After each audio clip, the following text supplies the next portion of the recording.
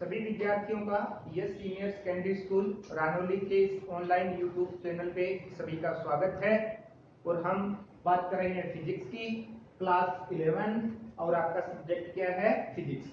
और फिजिक्स में जैसा कि हम पिछले वीडियो में पढ़ रहे थे उसी हम टॉपिक को आगे बढ़ाते हैं। आपका टॉपिक क्या है, यूनिट एंड ए मेजरमेंट।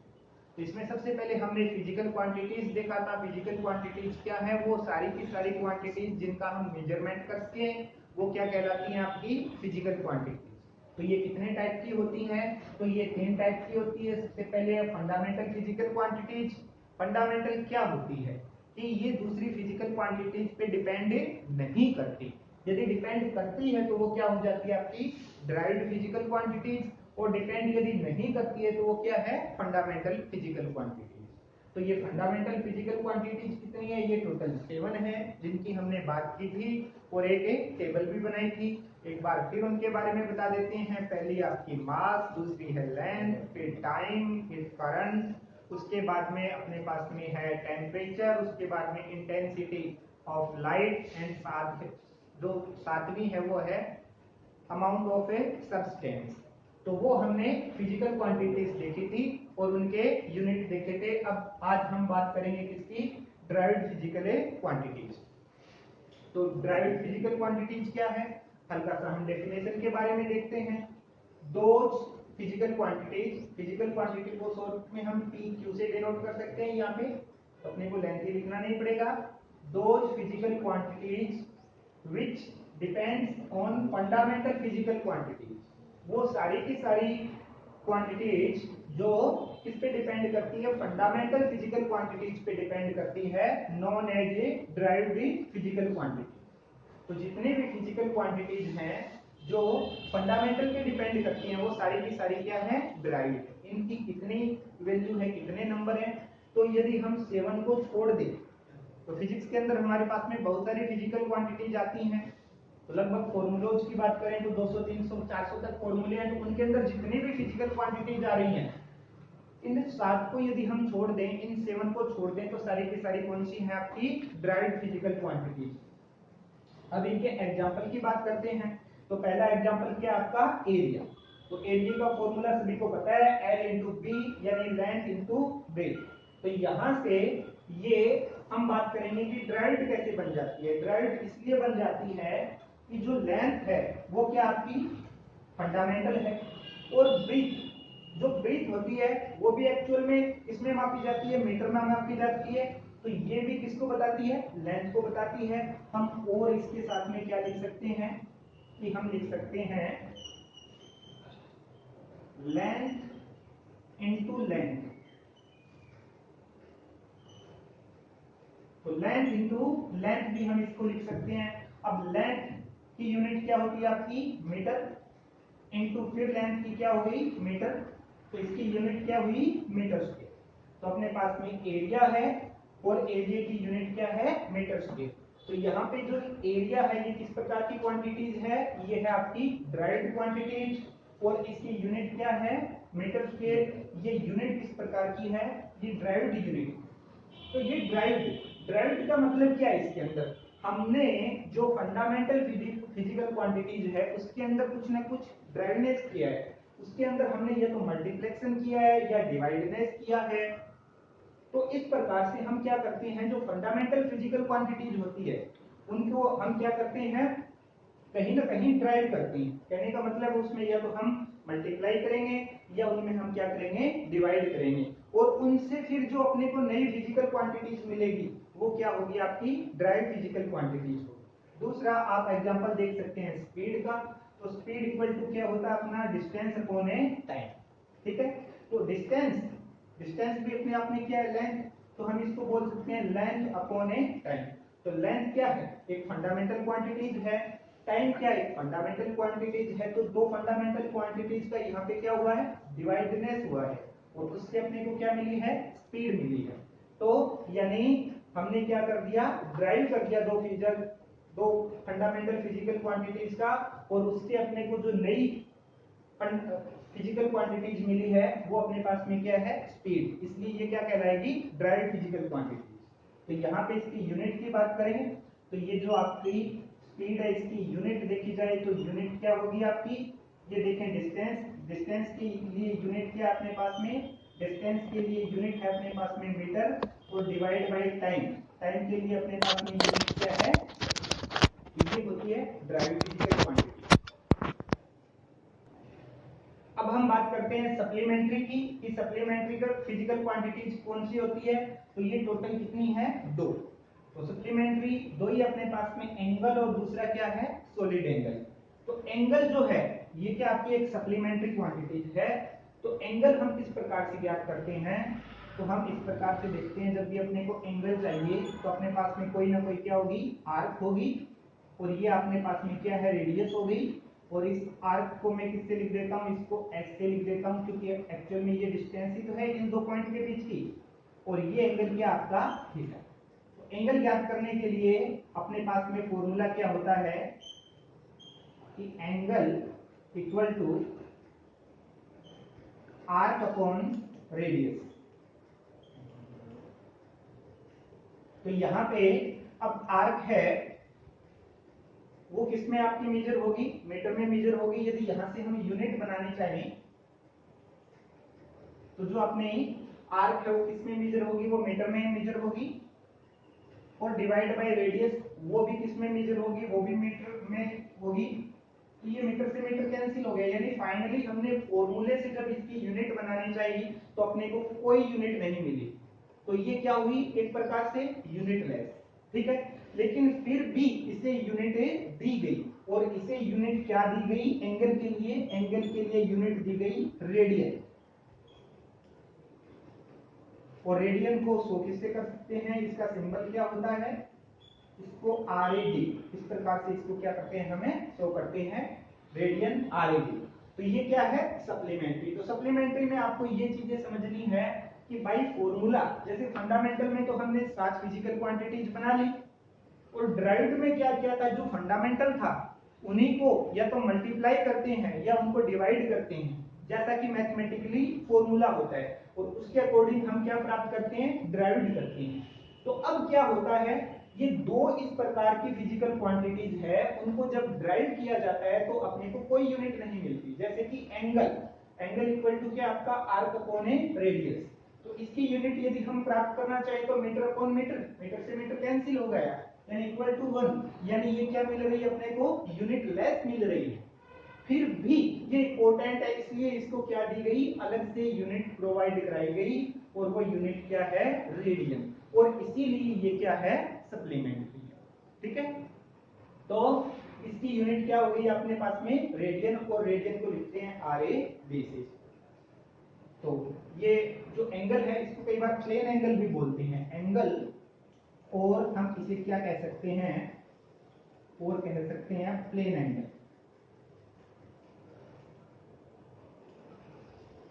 ठीक है।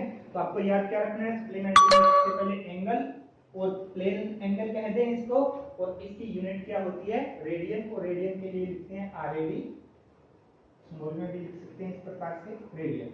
दूसरा क्या आपके पास में, सॉलिड एंगल। तो सॉलिड एंगल किस प्रकार से प्राप्त होगा, सॉलिड एंगल जैसा कि कोन, जो कोन होता है उसके अंदर जो अपने को इस प्रकार से एंगल मिलता है, ये क्या होता है आपका सॉलिड एंगल। तो सॉलिड एंगल को यदि हम निकालना चाहें बाय फॉर्मूला, तो सॉलिड एंगल का फॉर्मूला क्या होगा आपके पास में, सॉलिड एंगल 3D होता है, एंगल होता है वो आपके क्या होता है, 2D होता है, इसमें केवल 2 डायमेंशंस होती हैं, जबकि सॉलिड एंगल में क्या होती है, 3 डायमेंशंस होती हैं। हम बात करेंगे सॉलिड एंगल की। तो सॉलिड एंगल इक्वल टू क्या होता है, ये जो आपका सर्कुलर भाग है, ऊपर वाला जो कोन है, इसका ऊपर वाला जो सर्कुलर भाग है उसका एरिया, तो ये हो गया area of circular part, divide by, ये अपने पास में यहां क्या मिल रही है, रेडियस, तो डिवाइड बाय रेडियस इसका होल स्क्वायर। तो ये क्या होता है, सॉलिड एंगल का मैथमेटिकली फॉर्मूला होता है एरिया बटा रेडियस का होल स्क्वायर। अब यहां से हम यदि फिर यूनिट बनानी चाहें तो देखेंगे एरिया, एरिया की यूनिट अभी हमने ड्राइव्ड क्वांटिटीज में देखी थी, वो क्या थी, मीटर स्क्वायर, और डिवाइड बाय रेडियस, तो रेडियस किस में मापी जाएगी, फिर मीटर में मापी जाएगी, और इसका होल स्क्वायर, तो ये कैंसिल हो जाएगा इक्वल टू 1। यानी ये वैसे हम देखा जाए तो ये ड्राइविड के अंदर क्यों नहीं है, ड्राइविड के लिए इसलिए नहीं है क्योंकि यहाँ पर जब हमने फॉर्मूले से इसकी यूनिट बनानी चाहिए तो अपने को कोई यूनिट नहीं मिली, ठीक है। फिर भी ये इंपॉर्टेंट है, तो इसको अलग से क्या दी गई, यूनिट प्रोवाइड कराई गई, और वो क्या है आपकी स्टेरेडियन।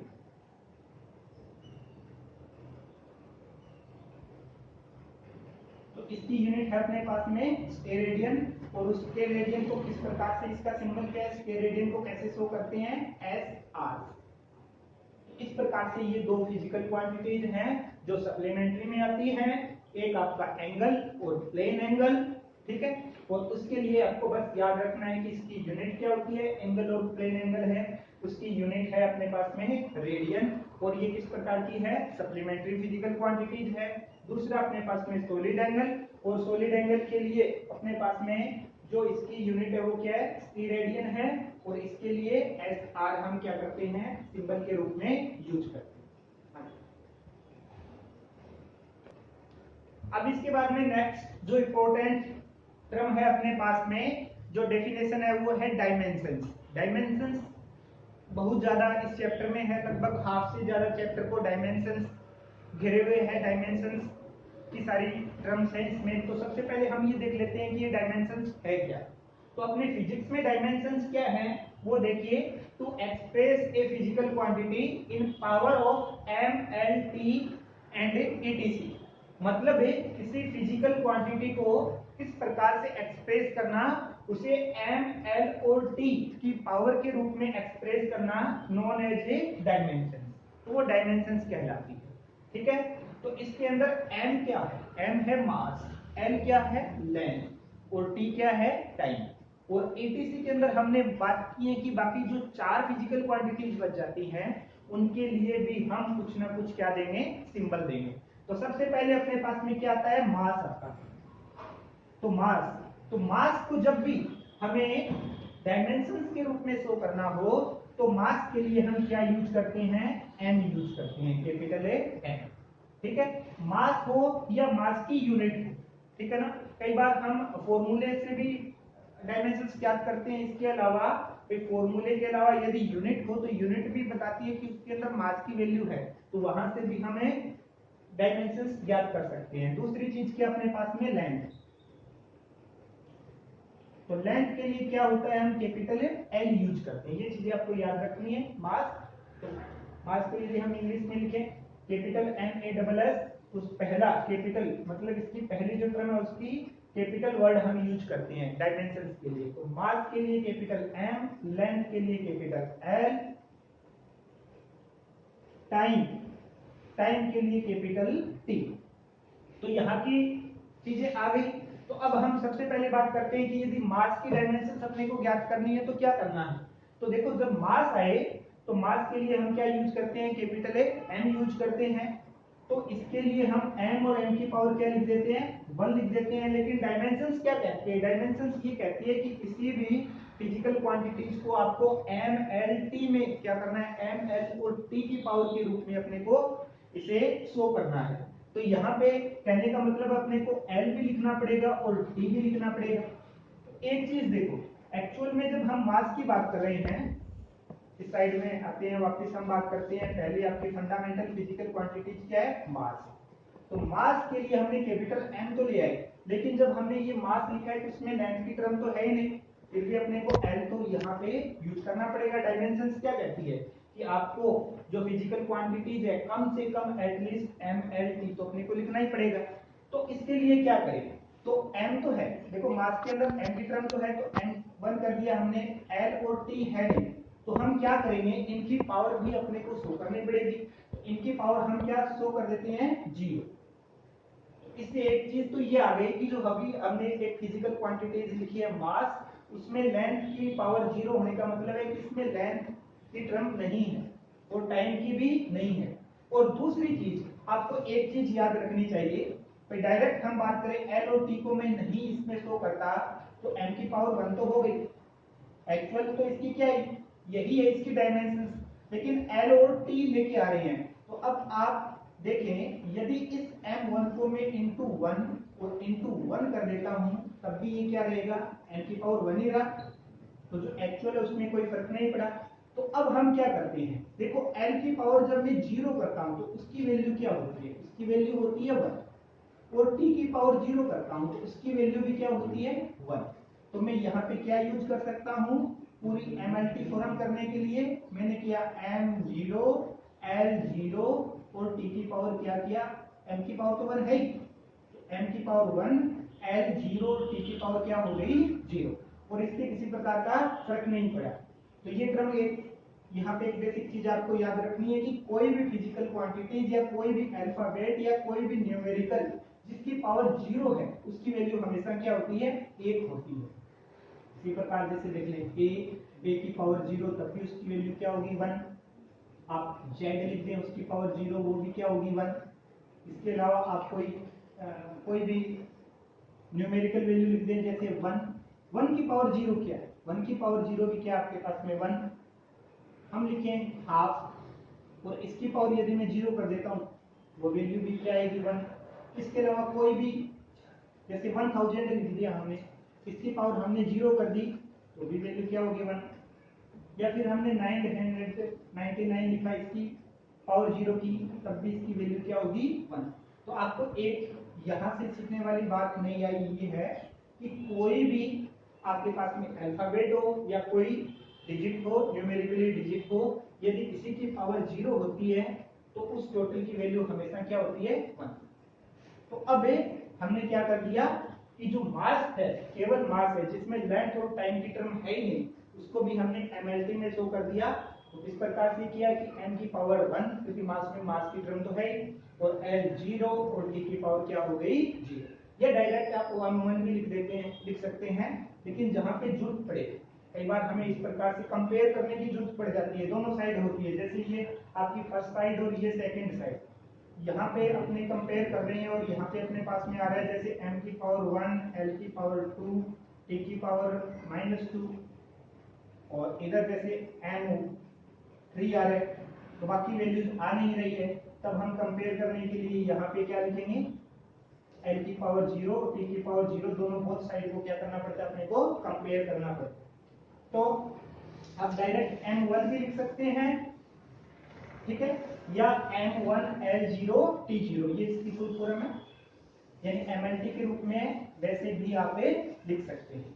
इस प्रकार से डायमेंशंस ज्ञात करते हैं। तो सबसे पहले हमने मास की डायमेंशंस ज्ञात की, तो जब हमने फिजिकल क्वांटिटीज का टेबल बनाई थी तो उसमें किस प्रकार की थी, इधर एक तरफ आपकी फंडामेंटल फिजिकल क्वांटिटीज थी, उसके बाद में इसकी यूनिट थी, यूनिट के बाद में यूनिट के सिंबल थे, और सिंबल के बाद में एक हमने यहाँ पे एक कॉलम छोड़ा था, उसमें क्या लिखा था, डायमेंशंस। तो आपने यदि वो बनाई है रफ कॉपी में तो डायमेंशंस वाला पॉइंट आज आपको कंप्लीट करना है। तो सबसे पहले हम बात करें मास, तो मास की डायमेंशंस के लिए m1 L0 T0, और आप क्या लिख सकते हैं, केवल m की पावर 1 भी लिख सकते हैं। फिर लेंथ, अब लेंथ में क्या है, लेंथ को जब L से करते हैं एक्सप्रेस, L की पावर क्या होगी 1, तो इसमें m और t है नहीं, एक तो डायरेक्ट आप L1 लिख सकते हैं, और क्या लिख सकते हैं, आप लिख सकते हैं कि इसमें मास की टर्म है नहीं, तो m0 L1 और t की पावर क्या हो गई 0। उसके बाद में टाइम, टाइम के लिए t1, अब इसमें m यानी मास की कोई टर्म नहीं है, तो m0 L0 और t की पावर क्या हो गई 1। तो ये तीन जो फिजिकल क्वांटिटीज है उनकी बात आ गई। अब बाकियों के लिए क्या कैसे करेंगे, तो बाकी अपने पास में 4 और रह जाती है, उनके लिए कौन कौन से सिंबल या किस प्रकार से डिनोट करते हैं, तो वो भी पता होना चाहिए आपको। कि मास के बाद में अपने पास में आता है करंट, इलेक्ट्रिक करंट, तो करंट की यूनिट क्या होती है, एम्पियर, एम्पियर इसकी यूनिट होती है, तो एम्पियर में फर्स्ट, अब यहां से आपको कैपिटल C यूज नहीं करना है, बाकियों में जैसे मास के लिए कैपिटल M यूज किया हमने, डायमेंशंस के लिए, लेंथ के लिए कैपिटल L, टाइम के लिए कैपिटल T, तो तो करंट के लिए आपको सी यूज नहीं करना है, या इलेक्ट्रिक करंट वाला शुरू वाला ई यूज नहीं करना है। यहाँ पे इसकी यूनिट क्या है, एम्पियर। तो एम्पियर का जो फर्स्ट आपका वर्ड है इसमें, ये क्या अपने पास में ए, तो इसके डायमेंशंस के लिए अपने को क्या यूज करना है, ए यूज करना है। ठीक है, अब इसको पूरा एक्सप्रेस करें तो क्या, जो इलेक्ट्रिक करंट है उसके अंदर मास है नहीं है, लेंथ नहीं है, टाइम नहीं है, इसमें केवल क्या है आपके पास में करंट की टर्म है, तो ए की पावर हम क्या कर देंगे 1। यहाँ पर भी आप ए की पावर 1 कर सकते हैं। इसके बाद में नेक्स्ट क्या है, टेम्परेचर। तो टेम्परेचर का यूनिट क्या होती है अपने पास में, केल्विन।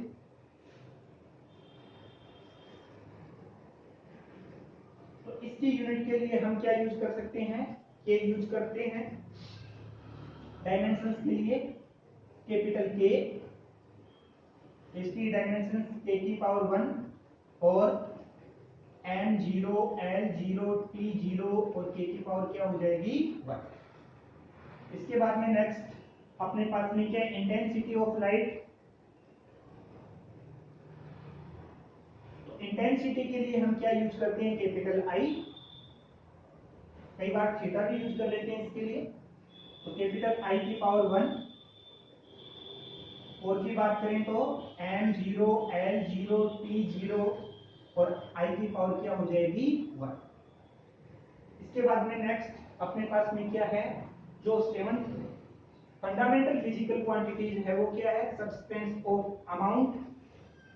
तो उसके लिए आपके पास में यूनिट क्या होती है, मोल। और उसको जब हम एक्सप्रेस करते हैं डायमेंशंस में तो स्मॉल n यूज करते हैं, स्मॉल n की पावर 1। और केवल यदि मोल की डायमेंशन अपने को ज्ञात करनी है तो m0 l0 t0 और n की पावर क्या है 1। इस प्रकार से हम इनको क्या कर सकते हैं। अभी हमने फंडामेंटल फिजिकल क्वांटिटीज की जिनकी संख्या कितनी है 7 है, इनके डायमेंशंस ज्ञात करना सीखा। तो मास के लिए m, लेंथ के लिए l, टाइम के लिए t, जो करंट है इलेक्ट्रिक करंट है उसके लिए कैपिटल A, टेम्परेचर के लिए K केल्विन और इंटेंसिटी के लिए I1 I और मोल जो है अमाउंट ऑफ सब्सटेंस है उसके लिए n। इस प्रकार से इनकी फंडामेंटल की डायमेंशंस ज्ञात करना देखा। आगे हम ड्राइव्ड जो फिजिकल क्वांटिटीज है उनकी डायमेंशंस ज्ञात करेंगे। तब तक के लिए सभी का धन्यवाद।